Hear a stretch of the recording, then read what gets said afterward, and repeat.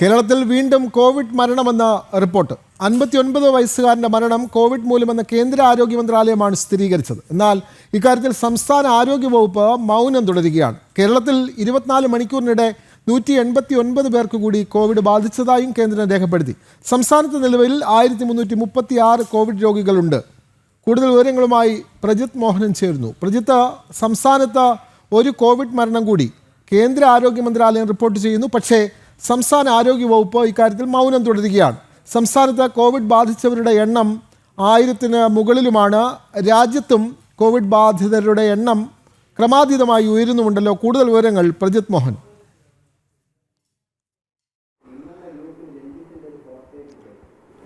വിനോദ, രാജ്യത്താകെ നിലവിൽ കോവിഡ് ബാധിച്ച ചികിത്സയിലുള്ളത് 3395 പേരാണ്. ഇതിൽ 1336 പേരും കേരളത്തിൽ നിന്നുള്ളവരാണ് എന്നുള്ളതാണ് കേന്ദ്ര ആഭ്യന്തര മന്ത്രാലയം കഴിഞ്ഞ 24 മണിക്കൂറിലെ കണക്കായി ഏറ്റവും പുതിയതായി പുറത്തുവിട്ട വിവരങ്ങളിൽ വ്യക്തമാക്കുന്നത്. 189 പേരാണ് പുതിയതായി സംസ്ഥാനത്ത് കോവിഡ് ബാധിച്ച ചികിത്സയിലുള്ളത്. അത് കഴിഞ്ഞ 24 മണിക്കൂറിൽ രോഗം സ്ഥിരീകരിച്ചവരാണ് എന്നുള്ളത് കൂടി നമ്മൾ മനസ്സിലാക്കേണ്ടതുണ്ട്.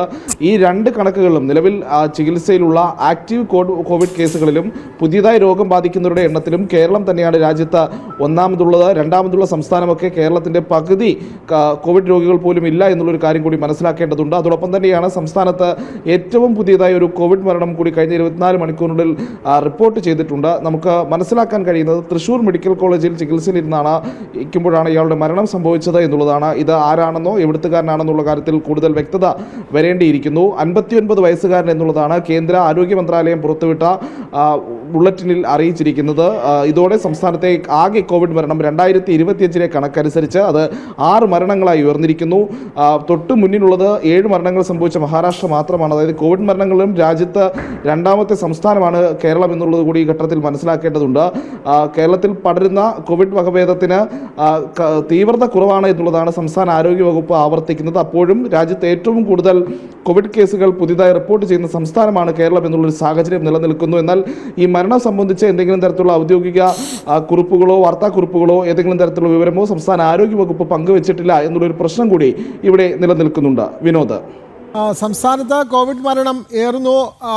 ആരോഗ്യവകുപ്പ് എല്ലാ കാലത്തും ഇത്തരത്തിലുള്ള കോവിഡിനെ സംബന്ധിച്ച കൃത്യമായ വിവരങ്ങൾ നൽകുന്നതിൽ വളരെ പിന്നോക്കം നിൽക്കുന്ന ഒരു സാഹചര്യമുണ്ട്. അപ്പോൾ കോവിഡ് മരണം ഉണ്ടായി എന്ന് കേന്ദ്ര ആരോഗ്യവകുപ്പ് സ്ഥിരീകരിച്ചിട്ടും എന്തുകൊണ്ടാണ് സംസ്ഥാന ആരോഗ്യവകുപ്പ് ഇക്കാര്യത്തിൽ മൗനം തുടരുന്നത്? സ്വാഭാവികമായും അവർ ഇക്കാര്യം സ്ഥിരീകരിക്കേണ്ടതല്ലേ പ്രജിത്ത് മോഹനൻ?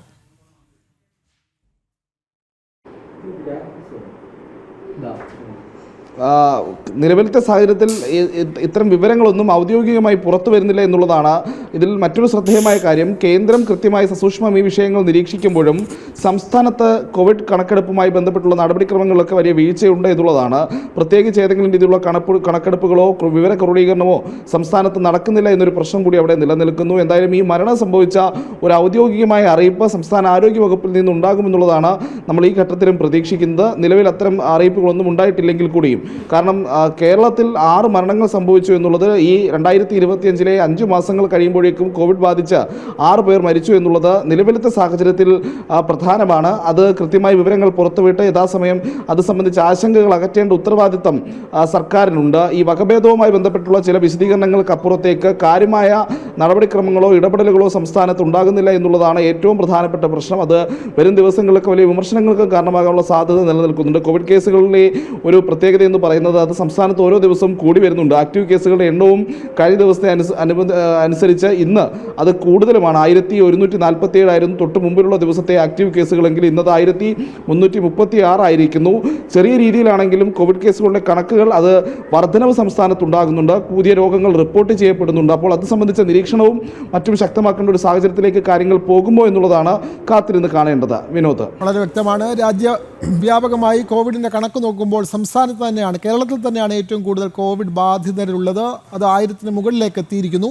ഈ 24 മണിക്കൂറിനകം സംസ്ഥാനത്ത് ഒരാൾ കോവിഡ് മൂലം മരിച്ചിരിക്കുന്നു എന്നുള്ളതും കേന്ദ്ര ആരോഗ്യ വകുപ്പ് വിവരങ്ങൾ നൽകുന്നുണ്ട്. പക്ഷേ സംസ്ഥാന ആരോഗ്യ വകുപ്പ് ഇക്കാര്യത്തിൽ മൗനം തുടരുകയാണ്. വിവരങ്ങൾ നൽകുകയായിരുന്നു തിരുവനന്തപുരത്ത് നിന്നും പ്രജിത്ത് മോഹനൻ.